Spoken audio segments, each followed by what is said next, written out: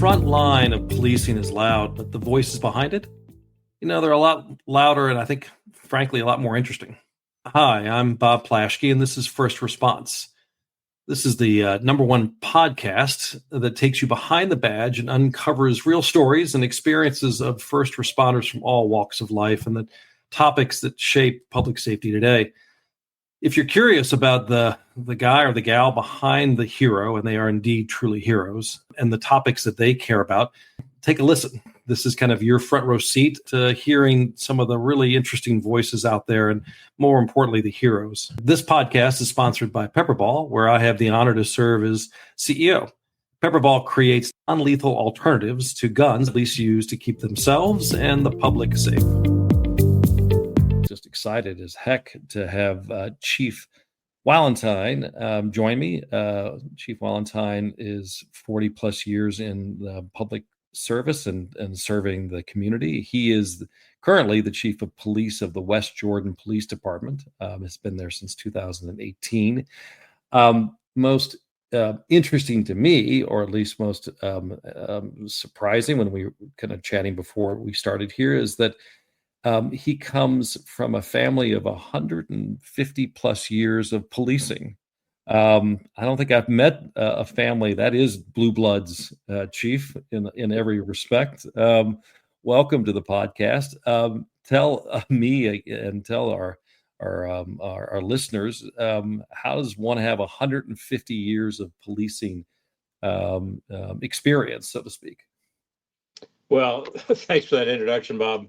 And my kids would tell you we have blue blood, tan blood, green blood, because we've had deputy sheriffs, deputy United States Marshals, one federal agent, my son, a federal agent serving overseas.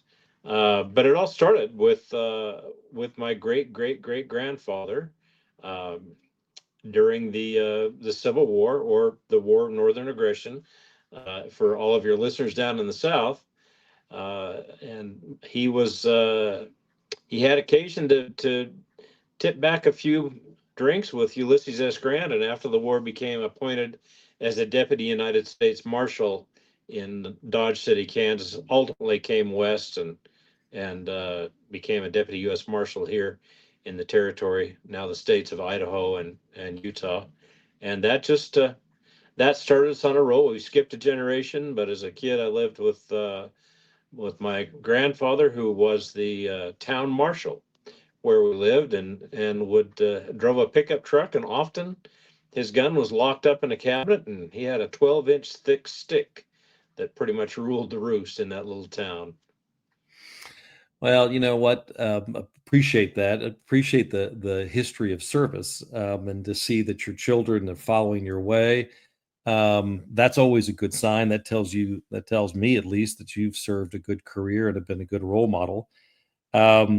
It's interesting. Policing, and I still believe it is a profession. It's a calling, and you see it passed down from generation to generation.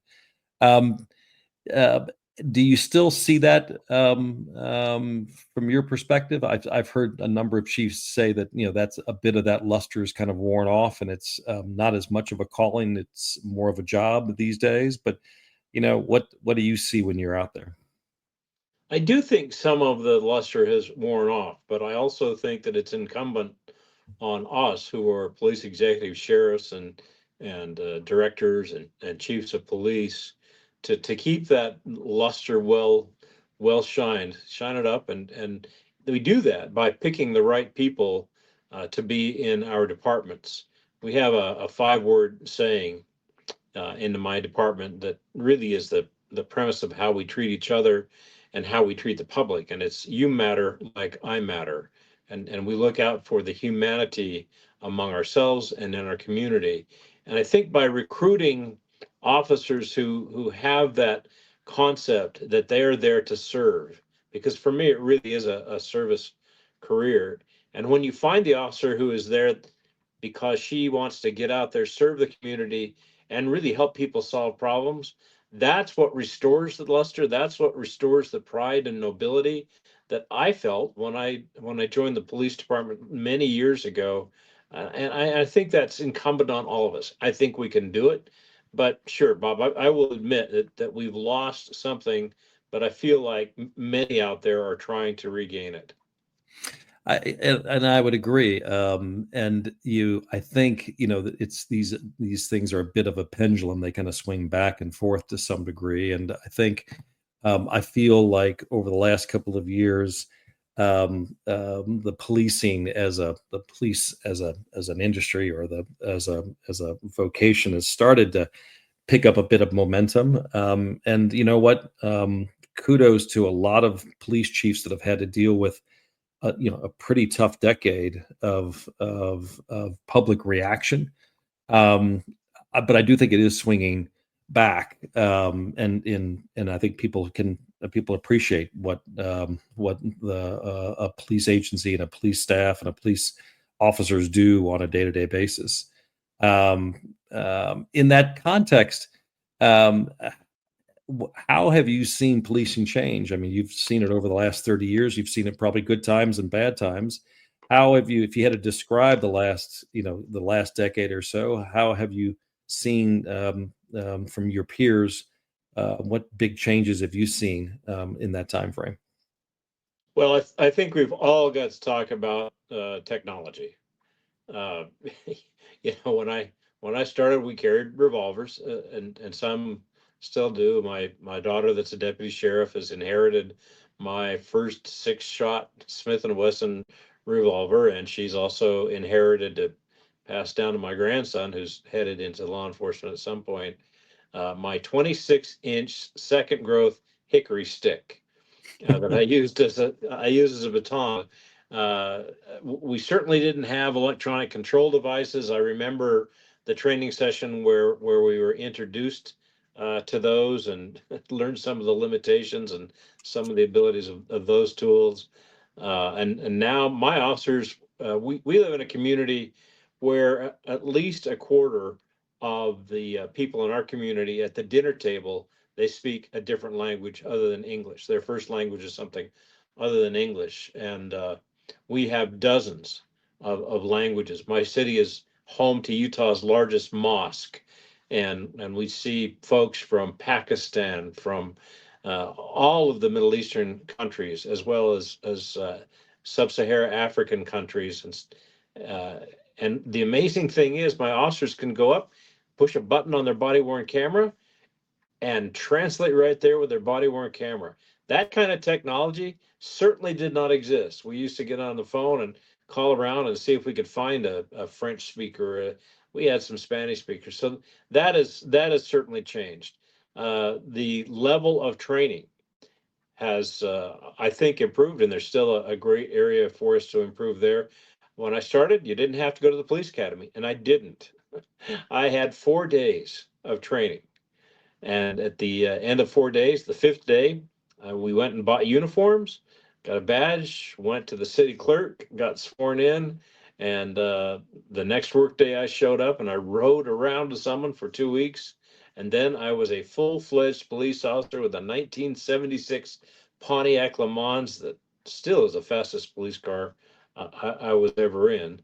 But I think one of the most significant changes in law enforcement is that our job descriptions have changed. Sure, we are there to serve and protect. We are there to mitigate the threats in the community, but we're also expected today to be mental health caseworkers, to be the front line in a society that has, I don't know how to describe it. I still say that it's a crisis in the world of the mentally ill and the profoundly emotionally disturbed in our community. And when I started, that just wasn't really much of an issue. And I think the final change that I've seen is the expectation that we have from the community about our police officers. Post COVID, post George Floyd, post many of the influences that we saw in the last 10 years, people expect officers to be almost superhuman in their performance. Unrealistically so, but we still try and meet that expectation. And that's a great kind of overview of what has, I think, emerged over the last 10 to 20 years. And uh, if I kind of repeating it back, the safety nets that used to be there for whether it be the families themselves or churches or communities, and then the government entities that would manage folks who are in distress. To your point, those safety nets have by and far disappeared, and they've been thrust onto the police, and police primarily. I mean, the obviously EMS folks and the fire departments have to deal with it, but they're always the ones called in. The police are the first on the scene to have to engage, and I think it's forced agencies, in a reactive context, to have to try to change their training and change their preparation, and to your point, start to apply tools, to bring in technology to try to help in that sense. When you and I let me ask this question: when an officer joins now, do you think they have a full sense of that expectation of that job description, or do they still think of it as protecting, in that context, protecting from bad guys, or do they really begin to understand how much wider the scope is? I think that most officers, when they join, they do not understand the breadth of the responsibility and expectations that will be placed on them, and don't understand how heavy that mantle is to carry day after day. And it's our responsibility in the profession, whether you're a sergeant. And by the way, I think that sergeants, patrol sergeants in my world are the real heroes of policing. They really run the world. You can have a culture either by default or a culture by design.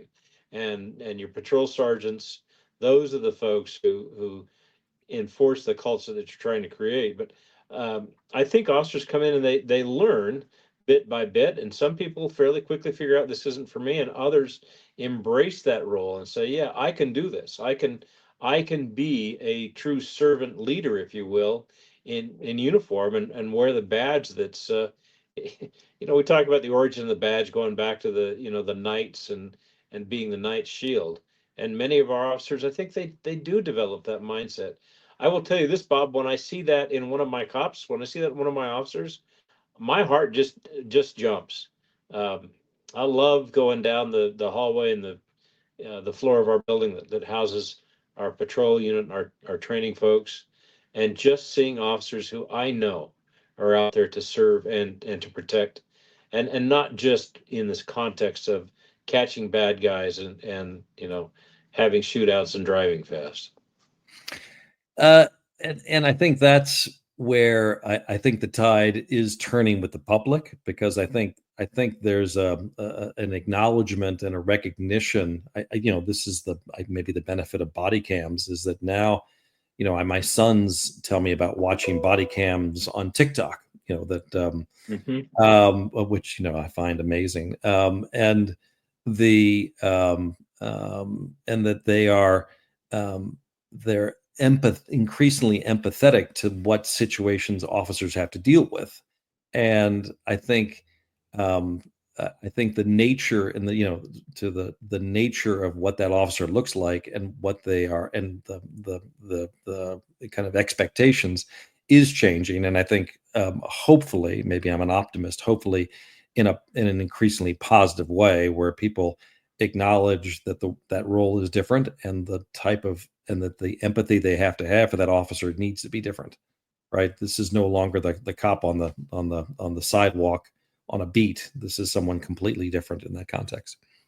I think that's true. And at the same time, we need to make sure that we're providing our officers with the tools that they need to support their own sense of who they are, their own sense of nobility as police officers, and the safety nets, if you will, for them to address the challenges that they had. I think back to a critical incident, gosh, nearly 40 years ago, when afterwards I had no clue what to do, and so I went and banged on some neighbor's house and called the only attorney I knew to meet me at the police station.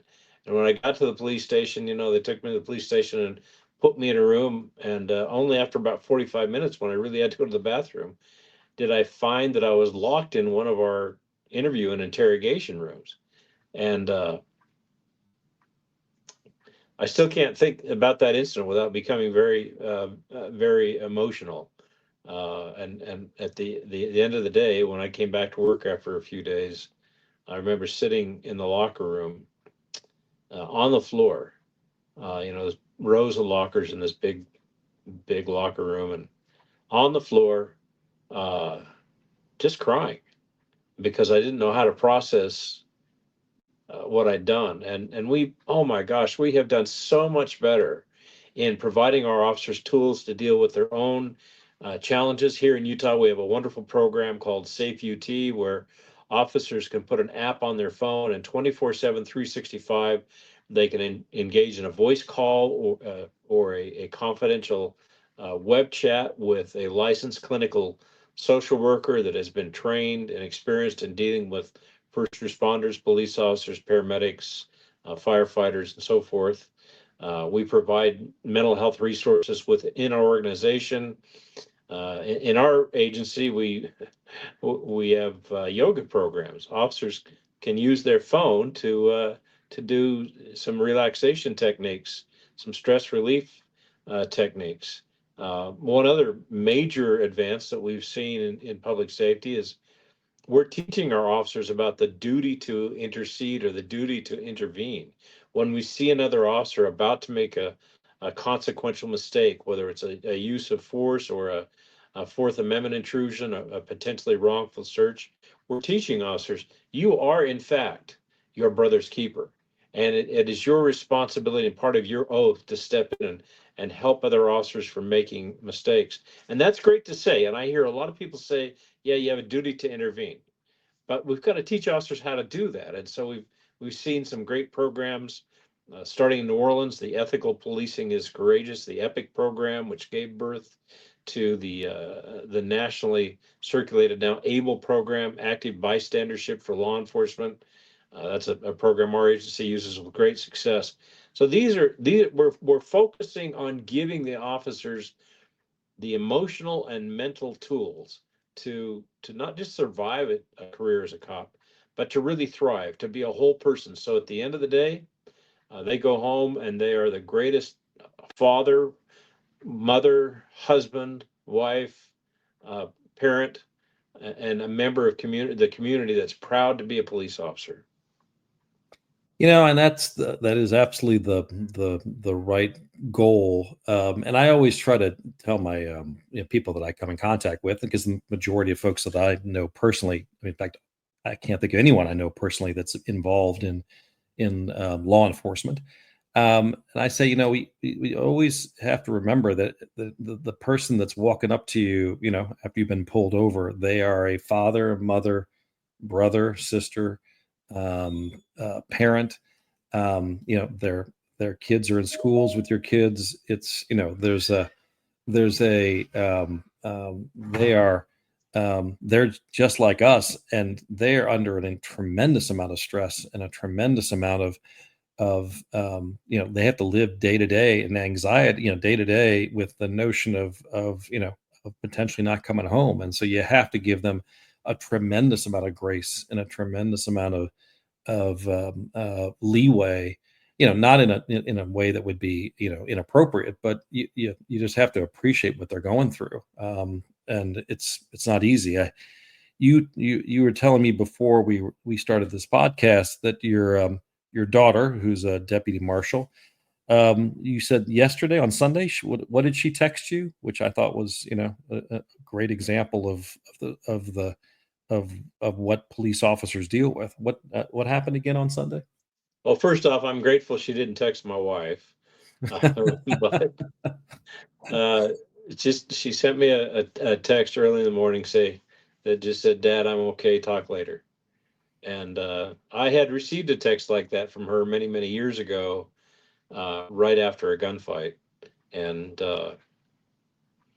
yeah, that was I tell you what, you can be involved in a deadly force incident and walk away with some emotion, but when one of your kids, your own daughter's involved in a gunfight, that's a whole different ball of wax. And she and some other deputies yesterday, uh, folks she works with at the sheriff's office, they had responded on a burglary alarm at a gun club. And what you find at gun clubs, you often find guns and ammunition.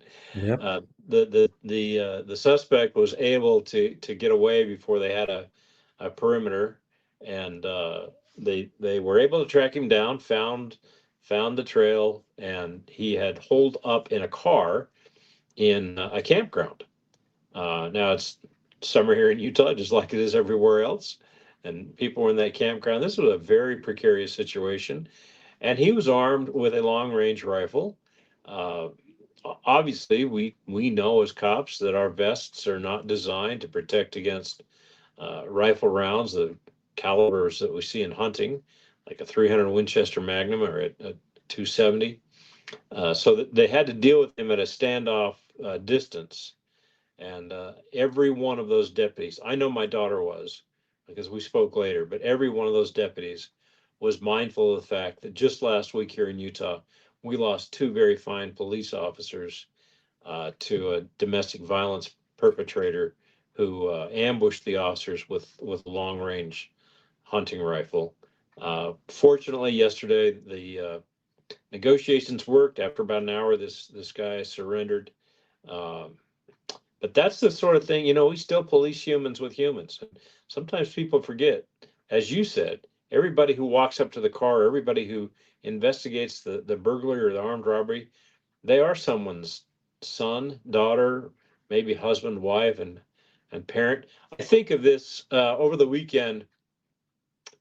The police officers who were killed in a very small town uh, in rural Utah. I think the town has maybe 2,000 residents at most. It was a 16 officer police department, and there were a couple of high school kids did not know these officers, and they high school football kids, and they went out and set up a lemonade stand, and were able to collect about a little over $1,000 at a lemonade stand. The county fair was this last weekend. They didn't cancel it, but there was a third deputy who was shot, and his police service dog was shot, and fortunately he was able to be there in the rodeo arena. But to see the response of a small town, everybody in that town turning out, grateful for their police officers. And I just think, how many of you thought to thank a cop before two officers died and left, in each case, families? And in one of them this morning in the newspaper, there was a picture of this officer with his little league team that he coached.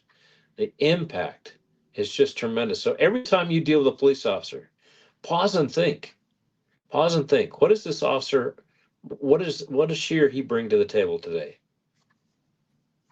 Amen to that. I mean, I think that's I think the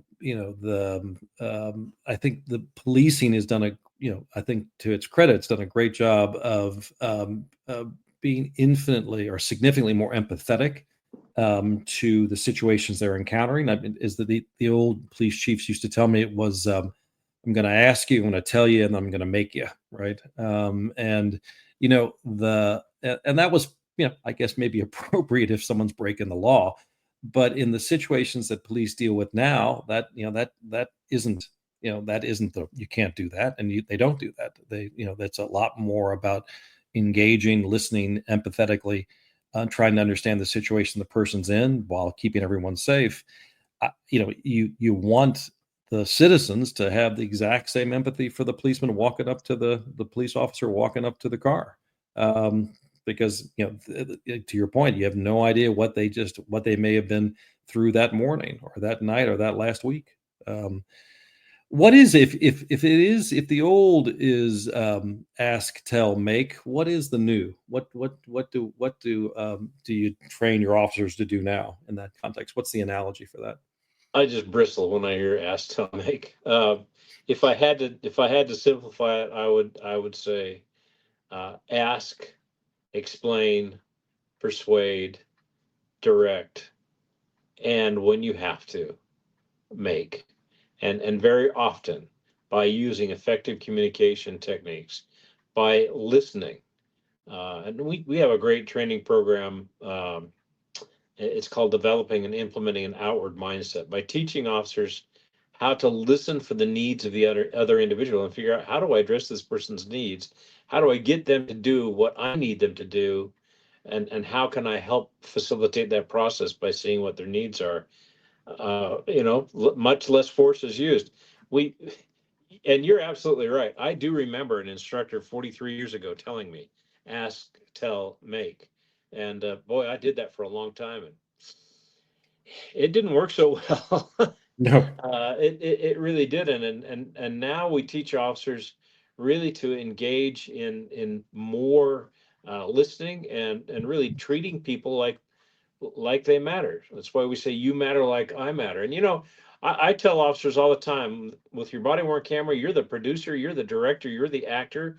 Ultimately, a jury is likely to be the viewing audience. And so you get to choose what will be recorded for posterity in your actions. And remember this, when you make people angry, when you tell, people don't cooperate. They don't consent. They don't confess. So the worst thing you can do is make, tell.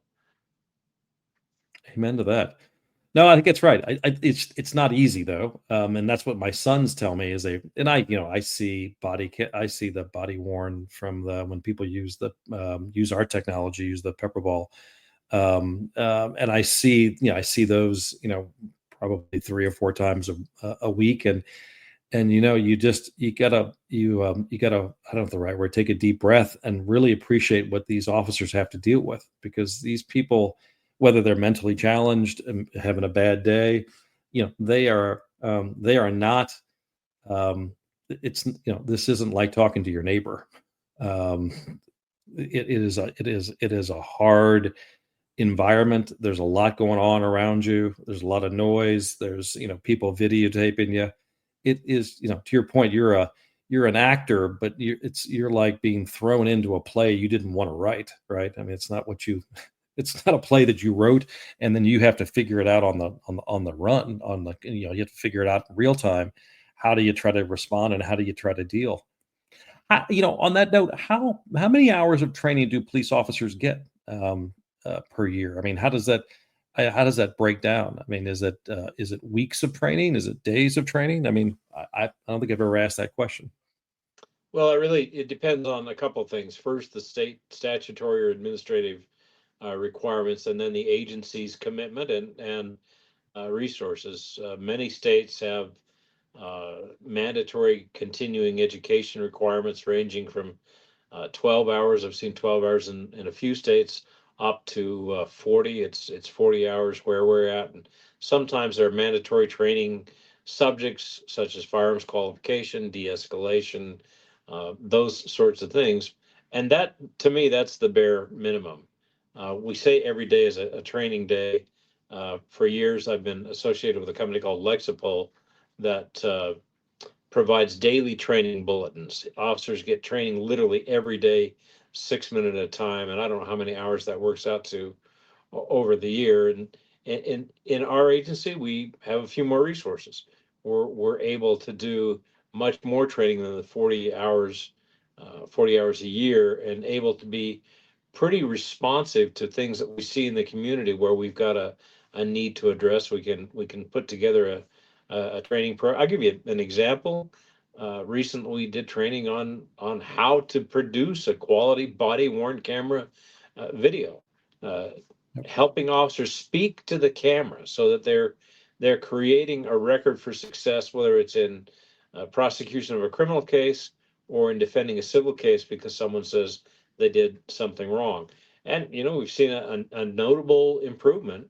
We were at a good place already, but still seeing a notable improvement in how some of our officers are speaking to the camera, if you will. You mentioned de-escalation. We talked about that before. Pepper ball is a quote unquote de-escalation tool. But I loved how you talked about de-escalation, and if you wouldn't mind just going back over that topic as we discussed it. Well, and pepper ball is something we have in our inventory of de-escalation tools, and it's a fabulous option for standoff de-escalation. One thing some people don't understand, Bob, is that a use of force can actually be de-escalation. If we can cause someone to modify their behavior with a chemical irritant, with a pepper ball, uh, in place of shooting and killing them, I'll take that any day. That's a success. But many people think that de-escalation is a tactic. It's not a tactic. It's a goal that officers try very hard to achieve through communication, through other soft skills. It's not a single magic technique. De-escalation is an end state. It's a goal that's dependent on factors that largely involve the subject's behavior. De-escalation isn't something that a cop does to a subject, Really, de-escalation is when an officer recognizes and creates conditions that facilitate the suspect in de-escalating his own aggressive behavior. There's a lot that we have yet to learn about de-escalation, what it really means, and what are the best practices for de-escalation in dynamic circumstances. But at the end of the day, de-escalation always takes a back seat to sound officer safety tactics. We teach officers they've got to have situational control Yep. in order to really de-escalate the situation. Well, I think we're getting near. I got two more questions for you before we finish up. The second to last question for you is if one could go back to 1869 and talk to your I can't know how many greats there are in there. Grapes. Yeah. And what would you think they would say about what you're doing and what your children are doing? What do you think they would what would come to mind? Well, first off, I hope there would be pride. My grandson, the son of my daughter, the deputy sheriff, is named for my great grandfather, and I hope that he would be proud of that. But I also hope that he would say, "Yeah, you got some fancy tools," and he'd be so confused by electronic control devices and two-way radios and pepper spray and pepper ball. But I hope he would say, "Well, you're still talking to fellas," and that's, he would go out and go into the wilds to arrest folks on warrants all by himself, put them on the back of a horse and take them literally a day or maybe two to where he turned them into a federal magistrate. And he did that by talking to people. He didn't do it by shooting many. So I would hope, first off, pride, and secondly, I hope he would say, "You're talking to fellas." And I think that isn't that the essence of policing is talking, right, and then communicating and empathizing, and avoiding as you say, the telling and the making. And it's the more we talk, and the more we talk about policing, frankly, probably the better off we are, and the more that people can understand policing, and that obviously is the purpose of this podcast. Well, that last question for you, Chief, is we'd like to make a small donation in your name. Where can we make a donation for you? The Utah Law Enforcement Memorial Foundation. It's an organization that I helped start many years ago. We built a beautiful, beautiful memorial to the fallen officers on the grounds of our state capitol, and now are engaged in a project where local agencies can receive some assistance in erecting smaller memorials for the fallen officers in their organization. So thank you very much. It's important that we remember the sacrifice of those who gave it all so that we could continue to live in a free society. Absolutely. Amen to that. I appreciate it. I couldn't agree more. For the 150 to 170 officers that die each year in the line of duty, it's only appropriate. It's the least we can do is to make sure that their ultimate sacrifice is acknowledged and recognized, and people, 100 years from now can look back and understand that they paved the way for keeping the keeping our cities and towns safe, and it's the right thing to do. Well, folks, thank you for taking the time. Chief, I don't think I've ever talked to a chief or someone involved who's had 150 years of a legacy of public service. It really is what makes policing, I think, unique. I should say emergency responders. I won't exclude our firefighters out there, but they live a creed, they live a duty, and they see it, and their children see it, and their grandchildren see it. And you know what? If you think about what you'd like to emulate, if you think about your parents and your grandparents, what you want to emulate, that is not a bad thing to emulate, which is serving the public. My name is Bob Plaschke. I am the CEO of Pepperball. This is First Response, kind of a look behind the badge. Thank you for taking the time, and we'll see you on the next go around. Be safe out there.